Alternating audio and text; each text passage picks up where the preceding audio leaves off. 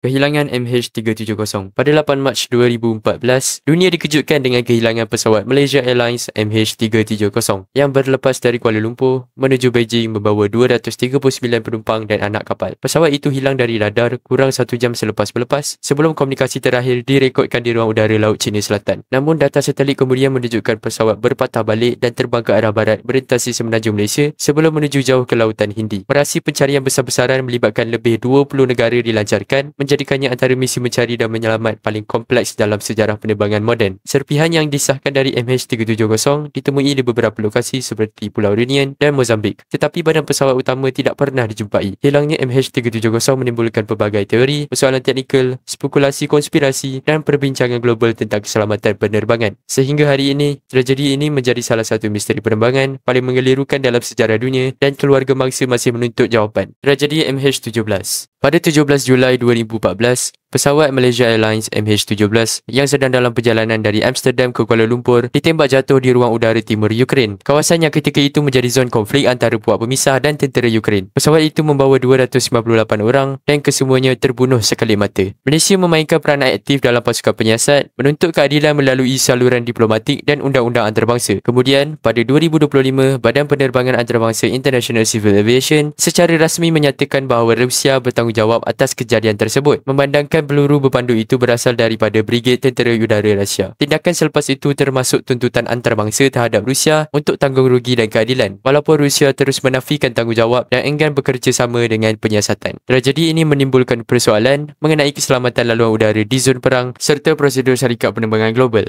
Selain itu, ia meninggalkan kesan emosi mendalam kepada rakyat Malaysia kerana ia berlaku hanya beberapa bulan selepas kehilangan MH370. Runtuhan Highland Towers. Pada 11 Disember 1993, negara dikejutkan dengan runtuhan Blok 1 Highland Towers di Ulu Kelang, Selangor. Bangunan kondominium 12 tingkat itu ranap dalam masa kurang daripada 1 minit selepas berlaku pergerakan tanah besar-besaran akibat hujan lebat berpanjangan serta kegagalan sistem saliran di kawasan bukit berhampiran yang tidak diselenggara dengan baik. Air dari bukit di belakang menembusi dinding penahan tanah menyebabkan tekanan hidrostatik meningkat sehingga struktur tidak lagi mampu menahan beban. Selain itu, pembinaan rumah banglo di atas bukit dengan saliran yang tidak mengikut spesifikasi mempercepatkan hakisan dan aliran air deras ke arah menara. Tragedi ini mengorbankan 48 nyawa dan menjadi salah satu bencana struktur bangunan paling dahsyat dalam sejarah Malaysia. Operasi menyelamat yang menggabungkan bomba, tentera dan pasukan antarabangsa berlangsung selama berhari-hari. Runtuhan ini membuka mata negara mengenai risiko bangunan di bahagian cerun. Runtuhan Menara UMNO.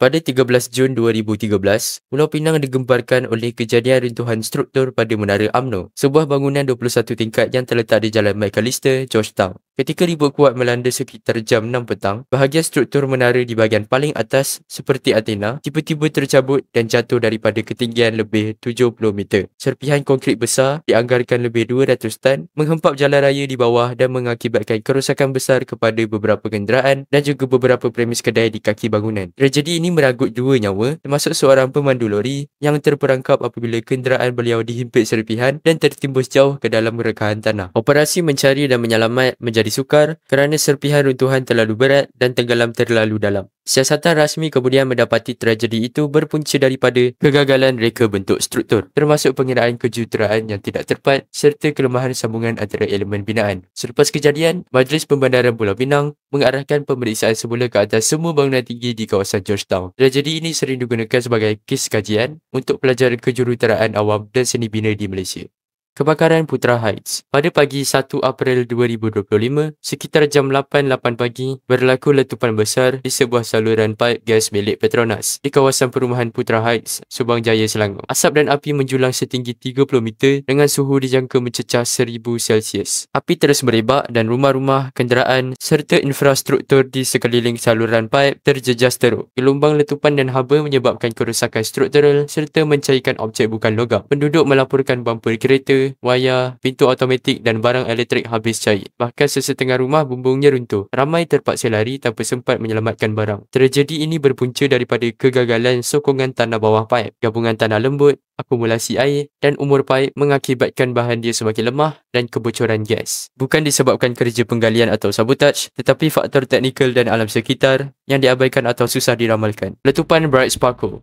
Pada 7 Mei 1991, Malaysia digemparkan dengan tragedi letupan besar di kilang bercun Bright Sparko di Sungai Buloh, Selangor. Letupan bermula apabila bahan kimia untuk pembuatan bercun secara tidak sengaja tumpah ke dalam longkang di kawasan kilang. Tumpahan itu menyebabkan tindak balas kimia yang mencetuskan letupan pertama sebelum api menyambar gudang penyimpanan bercun dan bahan letupan lain. Dalam beberapa saat, ribuan bercun meletup bertubi-tubi menghasilkan percikan api yang menyambar bangunan kilang serta deretan rumah kuartus pekerja. Letupan itu menghasilkan gelombang kejutan yang begitu kuat sehingga boleh didengari sejauh lebih 10 km.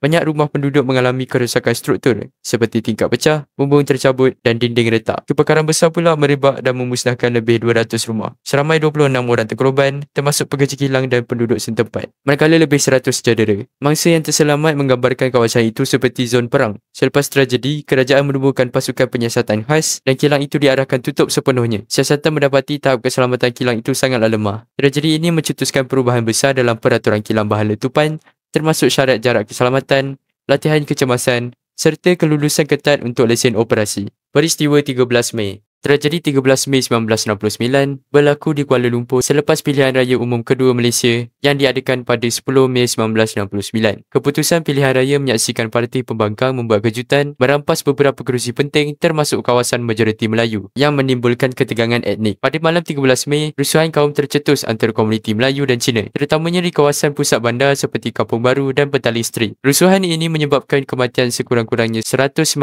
orang, kebanyakannya orang awam serta beratus-ratus cedera. Banyak rumah, kedai dan kenderaan turut musnah. Kerajaan mengisytiharkan darurat dan menubuhkan Majlis Gerakan Negara Mageran untuk mengambil alih pentadbiran sementara. Tragedi ini menjadi titik perubahan penting dalam sejarah Malaysia, mempengaruhi dasar ekonomi, sosial dan politik. Ia mendorong pelaksanaan dasar ekonomi baru DEB pada 1971, bertujuan untuk menghapuskan kemiskinan, menyusun semula masyarakat dan menyeimbangkan pegangan ekonomi. Virus Nipah. Virus Nipah merupakan antara wabak paling berbahaya yang pernah melanda Malaysia. Ia mula dikesan pada tahun 1998 di kawasan sekitar Sungai Nipah, Negeri Sembilan, lalu dinamakan sempena lokasi tersebut. Pada awalnya, ramai menyangka wabak ini adalah Japanese encephalitis. Tetapi doktor kemudian menyedari sesuatu yang pelik. Wabak ini tidak berjangkit melalui nyamuk, sebaliknya punca utama datang daripada khinzir, haiwan yang menjadi pembawa semula jadi virus tersebut. Wabak ini mula merebak di ladang-ladang ternakan, menyebabkan jangkitan teruk kepada penternak khinzir. Pesakit mengalami demam tinggi,